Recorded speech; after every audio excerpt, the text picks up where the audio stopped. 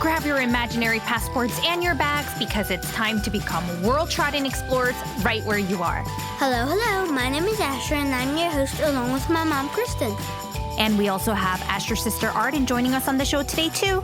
Hi, I'm Arden. Thank you for having me. Today, we're going to hop in our magical culture train and head to an imaginary world full of animals you might find spooky during this time of the year. We'll learn interesting insights and how some cultures around the world might view them differently. Before we get started on our episode, we want to say thank you to Aubrey, Ryan, and Madison from Kansas for your 5-star rating on Apple. They said, "We love this podcast. It is our favorite one to listen. Ryan and Madison love Joke Time, and Aubrey enjoys boarding the culture train to go to different places. Thank you for the work that you do." Thank you so much, guys. And we have a big birthday celebration to Judah, who turned 4 last week. Judah loves to read, learn about nature, and science. His favorite Culture Kids episode is the one about narwhals. We hope you like this spooky adventure today. Thanks so much, everyone. Okay, Culture Kids. In many parts of the world, the weather is getting chilly, and in some countries, we are starting to see some spooky decorations everywhere, around homes, stores, and more. Oh yeah, and getting ready for trick-or-treating. Woo-hoo. Yeah, we get candy. And that's because the Halloween season is around the corner. But it got me thinking. We see so many animals associated with the spooky season. What animals come to mind, Asher? Definitely cats. And an owl. They even sound spooky. Yeah, they kind of do. But the more we learn about the way animals are seen in different cultures around the world, the more we might realize they might not be always scary. Sometimes they're symbols of wisdom, luck, or even protection. Learning those stories can possibly change our perspective and maybe even ease our fears. It might, or it might not. Well, why don't we go learn about it and visit some of these animals? All right, let's do it. I'm not scared. In the spirit of Halloween, let's hop on our magical train and journey to an imaginary world full of spooky animals. As we step off, we'll find ourselves in a shimmering forest, the ground crunching beneath our feet, the branches swaying gently in the breeze, and the night sky sparkling with a blanket of stars. Gather your courage, everyone, because we're stepping into our first imaginary Culture Kids spooky forest adventure.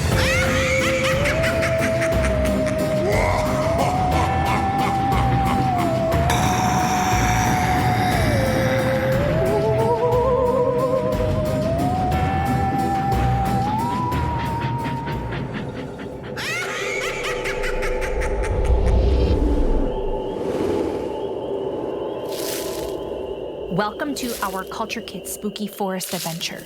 Imagine this, guys. The ground is covered in dark orange and yellow crunchy leaves that rustle with every step. Tall branches stretching above us, casting wiggly shadows, and the cool night air is sparkling under a sky full of bright stars. It's kind of spooky here. It sure is. But remember, we are all safe since this is an imaginary Culture Kids spooky adventure. Let's look around. Don't worry, I'll be brave. Whoa, did you hear that? I think the owl is saying, hello. Yeah, maybe it is. And listen to these leaves crunch as we walk through.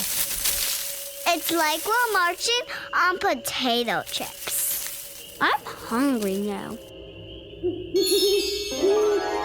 Whoa, did you see that? Something just swooped over our heads. It was a big fat bird. Ooh, look up there, guys. Imagine this, Culture Kids. The big fat bird that just swooped by was an owl. Its wide wings are gliding silently through the trees, and its big round eyes are glowing in the dark. Did you know owls can see almost perfectly at night? And they can turn their heads nearly all the way around, almost like they have a superpower. No wonder people think owls are spooky. They sneak up without making a sound like a flying ninja. Hi-ya! Ninja bird. Yeah, that's part of why owls get linked to spooky stories. In Europe during the Middle Ages, people thought hearing an owl's hoot at night meant something bad might happen. Because owls were mysterious, people became afraid of them. So in Halloween decorations today, we often see owls looking scary with glowing eyes. But here's the interesting part. Not every culture sees owls as scary. In ancient Greece, owls were a symbol of wisdom. The goddess Athena, who represented knowledge, was always shown with an owl. In fact, on old Greek coins, you'll find owls stamped right into the metal. So for the Greeks, owls weren't spooky at all. They were like really, really smart birds. That's right. And for some indigenous communities in North America, owls are seen with deep respect.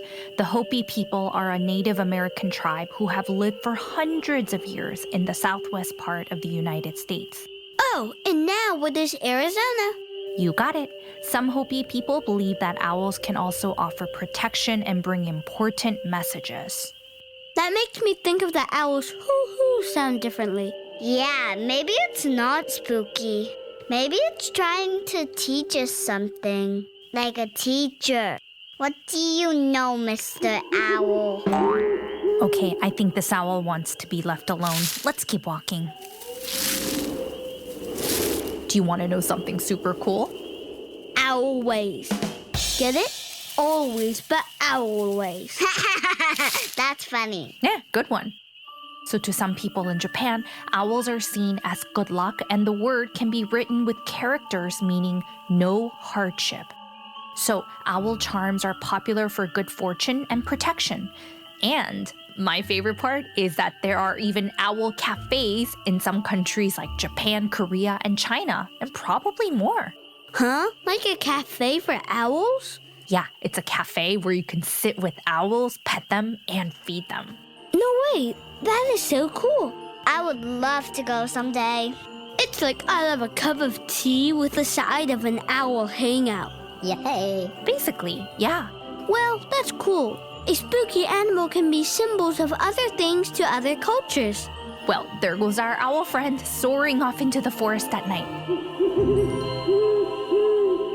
I wonder what other animals are waiting to share their stories with us. Let's keep walking. It doesn't really feel spooky anymore for some reason, Mommy.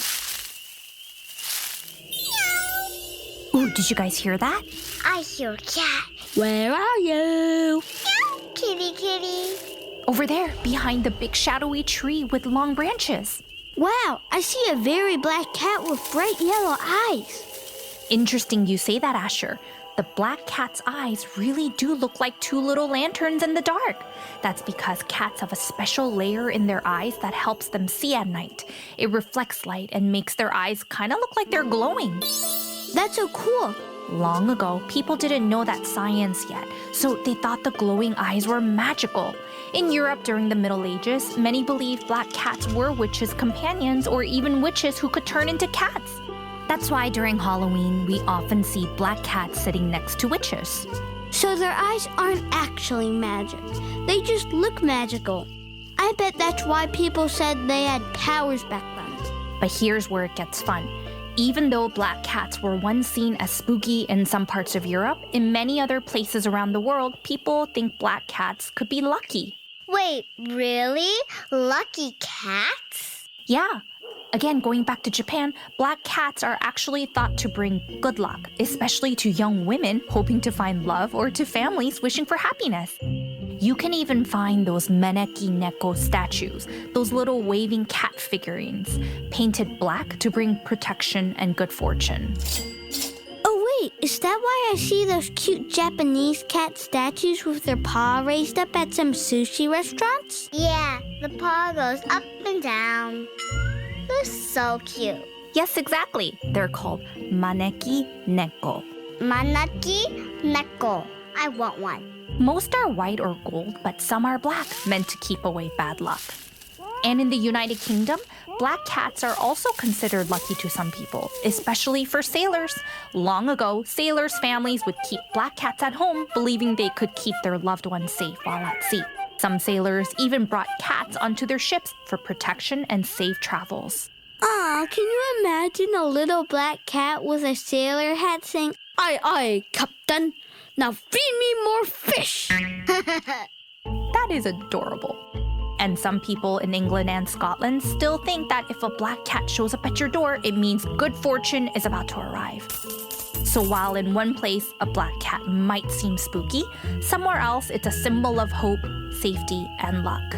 So if a black cat shows up at our door, I'm not running away. I'm grabbing a bowl and giving it snacks for extra good luck. Yeah, I would do that too. And while this example isn't just about black cats, here's one more important way cats are seen as special around the world. To many Muslim families, cats, no matter their color, are deeply honored and cared for. There are stories that the Prophet Muhammad showed great love and compassion toward them, including one where he chose not to disturb his cat who was sleeping on his robe and instead carefully cut off his sleeve so that the cat could keep resting peacefully. Because of kind and thoughtful examples like this, many Muslim families see cats, even black ones, as gentle, clean, and beloved companions. Aw, that's so kind. I don't think I could ever wake up a sleeping cat either. Oh yeah, me too. Maybe spooky things are just waiting for us to understand them better. Exactly. It's so interesting how something that might seem spooky to one person can be special to someone else. And the more that we learn about different cultures, the less scary the world might feel. I want to cuddle a black cat now. Let's go look for one. Well, we are in our Imaginary Culture Kids Spooky Forest adventure, so sure, go ahead. All right. But remember, wild animals in real life need distance and space, so trying to cuddle one in real life probably isn't the best idea. Okay. Come on, Arden, let's go explore our imaginary adventure and find more black cats. Bye, Culture Kids. Bye, Culture Kids. And to our Culture Kids family, when we take time to learn about the world, we discover that things that seem scary or strange often might have stories behind them. Every culture and tradition helps us see those stories in a new light, one that teaches us to look closer, to stay curious, and to keep exploring with an open heart. And the more we listen and learn, the braver, wiser, and more connected we might become to one another, no matter where in the world we are. And lastly, you and your family are valued, welcomed, and celebrated for exactly who you are, because every child belongs here at Culture Kids. See you next week.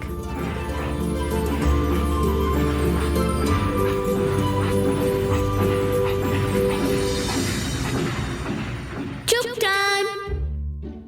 Okay, Arden, would you like to go first? What does a ghost like to put on their bagels? What? Scream cheese! Get it? Like it's cream cheese, but scream! Love it. We're just gonna call cream cheese scream cheese for the remaining of the season. All right, Asher, what do you got? What do ghosts wear at a wedding? What do ghosts wear at a wedding? I don't know what. Bow ties. Get it? Bow ties. Bow ties. Oh, because ghosts say boo. Bow ties. Boo ties. Okay, my turn. Go. What do you call two witches sharing an apartment? Why? Broommates! Oh, I get it. Yeah, like roommate, broommates. Thanks for joining us today. We have trips booked to Dominican Republic, Beijing, and so many more coming on our magical culture train. And remember, the best way to help us spread our mission is to tell everyone that you love about Culture Kids. Thank you for all that you do, and reach out to us at any time.